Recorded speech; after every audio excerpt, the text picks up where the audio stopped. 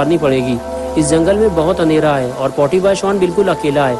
Shawn को अब डर लगने लगा है। बारिश काफी तेज है और शॉन काफी देर से भीग रहा है। उसे अपना सर छुपाने के लिए कोई जगह ढूंढनी होगी, वरना शॉन बीमार पड़ सकता है। इसलिए वो जंगल की तरफ आगे बढ़ने लगा। शॉन जिधर भी टॉर्च मारकर देखता, बस उसे छोटे बड़े पेड़ दिखाई दे रहे थे। बारिश में पेड़ के नीचे खड़े होना खतरे से खाली नहीं है। शॉन को कोई और जगह ढूंढनी होगी। शॉन को हर वक्त ऐसा महसूस हो रहा था जैसे वो इस जंगल में अकेला नहीं है, उसके साथ कोई और भी है। जंगल की खौफनाक आवाज़ें शॉन को और ज़्यादा डरा रही थी।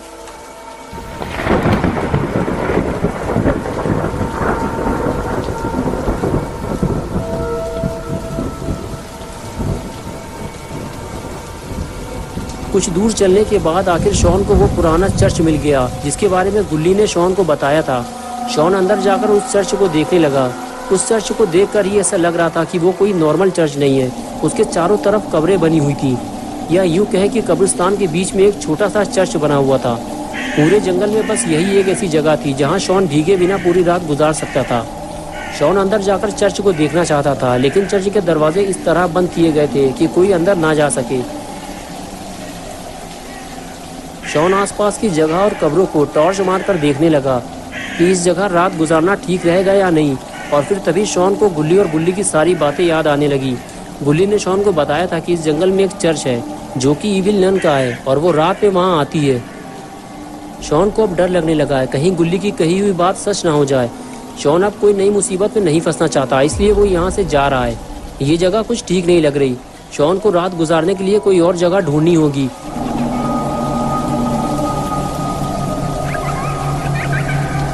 इसलिए शॉन चर्च से बाहर आ गया। शॉन जैसे ही चर्च से बाहर आया, फिर उसे किसी के चलने की आवाज़ सुनाई दी। शॉन को ऐसे लगा जैसे उसके सामने से अभी अभी कोई गुजरा हो। शॉन ने हर तरफ टॉर्च मारकर देखा, लेकिन उसे कोई नहीं दिखा। शॉन टॉर्च लेकर आगे बढ़ गया। कुछ दूर जाने के बाद शॉन को एक पुराना कुआं दिखाई दिया जिसे सालों से किसी ने इस्तेमाल नहीं किया था। वो एक वीरान कुआं था। शॉन उस कुएं के करीब पहुंचकर उसे देखने लगा। पूरा कुआं काला पड़ चुका था और उसे देखकर ही डर लग रहा था।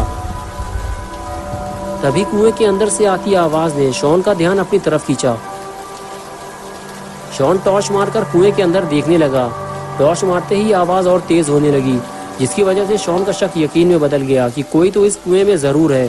शॉन कुएं में टॉर्च मारकर देखता रहा, लेकिन अंधेरा होने की वजह से उसे कुछ भी ठीक से नहीं दिखाई दे रहा था। कुछ देर तक तो कुएं के अंदर से वो आवाजें आती रहीं और फिर बिल्कुल सन्नाटा छा गया।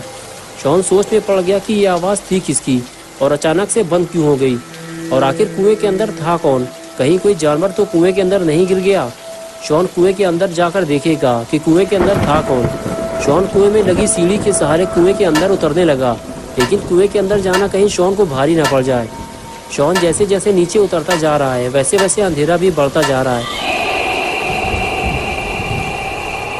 और शॉन नहीं जानता कि ये कुआं कितना गहरा है। शॉन टॉर्च मारकर देखता है, लेकिन कोई फायदा नहीं। अंधेरे में शॉन को कुछ दिखाई नहीं दे रहा।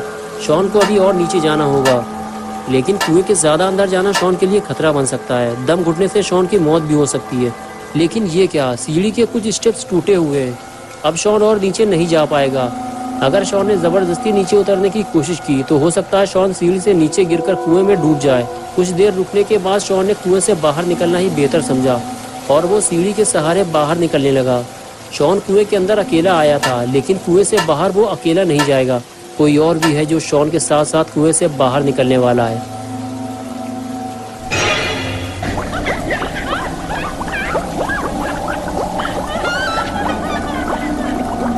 शॉन अभी इस बात से बेखबर है कि उसने कुएं के अंदर जाकर कितनी बड़ी गलती कर दी है और एक बहुत बड़ी मुसीबत वो अपने साथ साथ कुएं से बाहर ले आया है। लेकिन कुएं से बाहर आने के बाद शॉन का डर अब दूर होने लगा है, क्योंकि कुएं के अंदर उसे कोई नहीं मिला और इस जंगल में भी उसे कोई नहीं मिला। लोगों ने इस जंगल के बारे में झूठी अफवाहें फैला रखी हैं। इस जंगल में आना और चर्च में जाना बिल्कुल सेफ है, इसलिए आज की रात शॉन चर्च में गुजारेगा।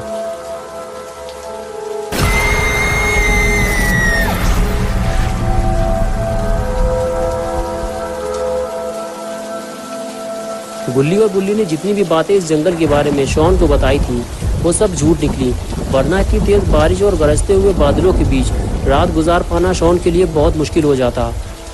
शॉन काफ़ी थक चुका है और उसे नींद भी आ रही, लेकिन उसे समझ में नहीं आ रहा कि वो आराम कहाँ करे। चर्च के चारों तरफ तो कब्रिस्तान बना हुआ है और शॉन कब्रों के बीच आराम नहीं करना चाहता। कहीं किसी मुर्दे ने कब्र से बाहर निकलकर शॉन को पकड़ लिया तो क्या होगा। शॉन ने सोचा इससे तो बेहतर है कि वो चर्च की सीढ़ियों पर बैठकर आराम कर ले। फिर वो चर्च की तरफ आगे बढ़ गया और सीढ़ियों पर बैठकर आराम करने लगा। तभी शॉन को नींद आ गई और वो सो गया।